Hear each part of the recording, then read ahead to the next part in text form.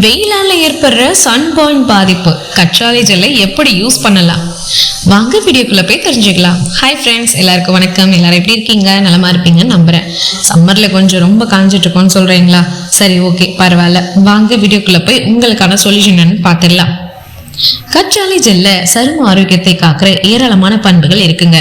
அதை சன்பர்ன் பாதிப்புக்கு எப்படி யூஸ் பண்ணலாம் இப்ப நான் சொல்ற டிப்ஸ்லாம் ஃபாலோ பண்ணி வச்சுக்கோங்க. வெயில் காலத்துல சன்பர்ன் எல்லாருமே சந்திக்கிற ஒரு பிரச்சனை. புற ஊதா கதிர்களால தோல் சிவந்து போறது மட்டும் இல்லாம சரும செல்கள் செய்ய முடியும். கற்றாழை ஜெல் இந்த சேதத்தை உடனடியாக சரி செய்ய முடியல அப்படின்னாலும் சருமம் தன்னைத்தானே குணப்படுத்திக்கிற வேகத்தை அதிகரிக்க செய்து. கற்றாழை ஜெல் உடல்ல உள்ள மெட்ரோலிதியோனின் அப்படின்ற ஆன்டி ஆக்சிடென்ட் புரோட்டீனை தூண்டி யூவி கதிர்களால் ஏற்படுற ஃப்ரீ ரேடிக்கல்ஸை சமநிலைப்படுத்த உதவுது.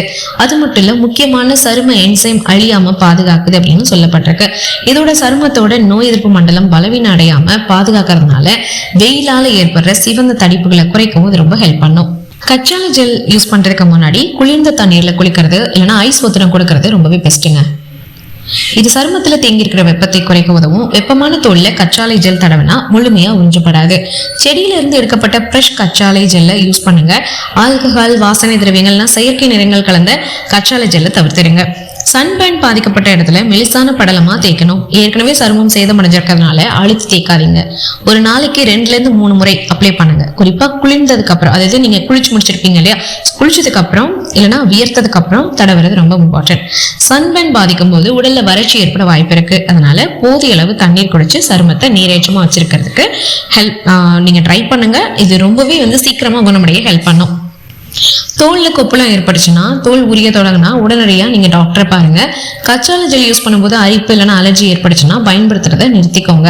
முதல் முறையா யூஸ் பண்றவங்க உடல்ல சின்ன பகுதியில தடவி அலர்ஜி இல்லை அப்படிங்கறத உறுதி பண்ணிக்கோங்க. சரிங்களா? அலர்ஜி டெஸ்ட் பண்ணிக்கோங்க. சரி, சன்பர்ன் பாதிப்புக்கு அப்புறம் சரும ஆரோக்கியத்துல கூடுதல் கவனம் செலுத்துங்க.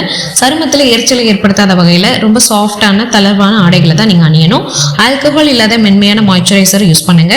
தோல் உரிதல் தடுக்கிறதோட சருமத்துக்கு அது சத்தம் கொடுக்கும். சருமத்தை ஈரப்பதமா வச்சிருக்கிறது சருமம் விரைவா வறண்டு போறது உங்களுக்கு தடுக்கிறதுக்கு ஹெல்ப் பண்ணும். ஸோ இந்த டிப்ஸ் எல்லாம் ஃபாலோ பண்ணுங்க. எப்படி இருந்துச்சு அப்படிங்கிறத கமெண்ட் பாக்ஸ்ல மறக்காம சொல்லுங்க. ஓகேங்களா? ஓகே ஃப்ரெண்ட்ஸ், அகைன் உங்களை வேற யூஸ்ஃபுல்லான டிப்ஸ்ல மீட் பண்றேன். Until then, thank you so much. Take care all.